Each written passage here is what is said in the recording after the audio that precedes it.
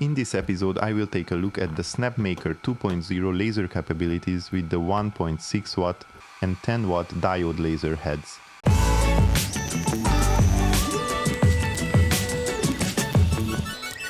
Swapping from the 3D printing bed to the laser bed is a little bit time consuming because we first need to unscrew 22 screws. Then place the 4 laser aluminium bed parts and fix them with 14 screws. Let's start with the 1600 mW laser. To swap it, we need to unscrew 4 screws and then fix the new laser module back on with them. Learn from my mistake and unplug or switch off the machine before plugging in the laser module. I kept the machine on to have the enclosure lights on for better lighting conditions. As you can see, the laser turned on automatically when I plugged it in, causing those blue light reflections. Luckily, I did not get any skin or eye damage from this mistake. It is wise to wear laser goggles all the time when operating the machine in laser mode, so I'm putting them on as well. After switching the machine back on, it recognizes the new tool head and displays the safety instructions. After that, we get instructions on how to fix the material with the silicone pads and measure its thickness to set it up properly.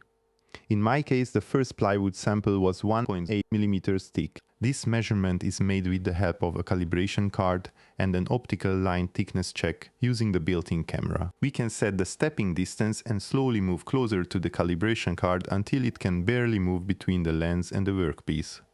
We get a safety goggles warning again. In the next step, we need to set up the work origin. After it's done, we can return to that exact point again, which is pretty handy if we make a larger number of parts using a positioning jig. By choosing the run boundary option, we can check how large the engraving area will be to ensure it is positioned properly. Now we can start the laser engraving to burn the ruler pattern into the workpiece, which will then be analyzed by the camera and used to store the height data. The next step is camera calibration with the help of a blank white paper.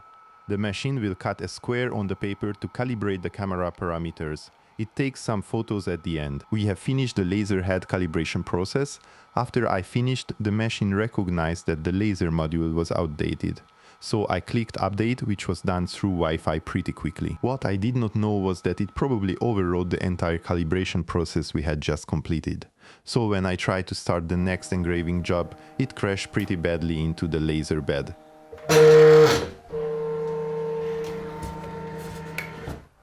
Luckily, no permanent damage was done, but it felt bad to see it.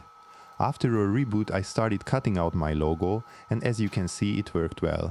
However, when I switched to plywood and used autofocus instead of manual focus, it crashed again.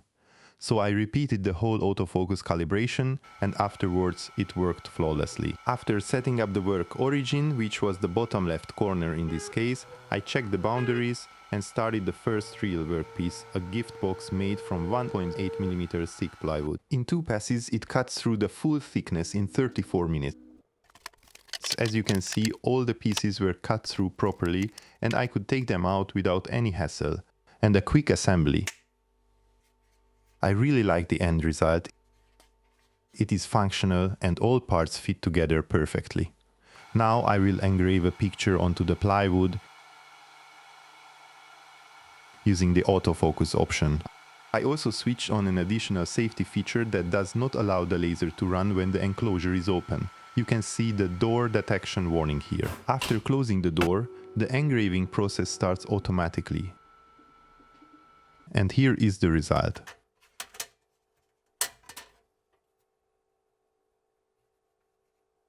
As the next step, I installed the 10 watt laser head, which needs to be focus calibrated. The process is the same as before. First using the calibration card, then placing a calibration aluminium plate, which is included with the 10-watt laser head for thickness measurement calibration. The basic principle here that it measures the laser dot position in two heights, and from the shifting it can calculate with triangulation the workpiece thickness. Finally, we perform the camera calibration, again using a sheet of paper. Now I will engrave different patterns onto the backside of some hexagonal mirrors. As you can see, the 10-watt laser head can now automatically measure the thickness of the workpiece, which is 3.87 mm in this case, and then it starts the engraving process. The first piece is a fox head. The second is my logo. The third is a star net pattern.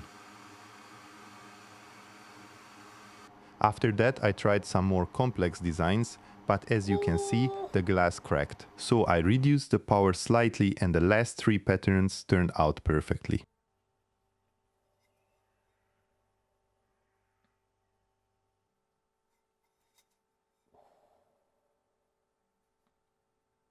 By measuring the noise level from a distance of 1 meter during engraving with the 10-watt laser head and the enclosure door closed, it is around 50 decibels, which is relatively quiet. For comparison, a normal conversation is around 60-70 decibels. The end result shows some laser scorching at the edges, but this was 5 mm plywood cut in a single pass.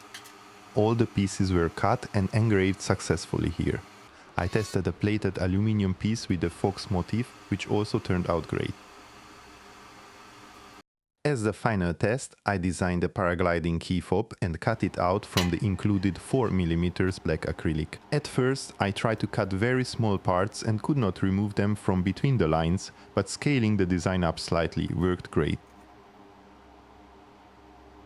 If you missed it, you can watch our previous video covering the assembly process and 3D printing functions. In the next episode, we will take a look at the CNC capabilities of this machine. I hope this video was useful for you and see you with the next one.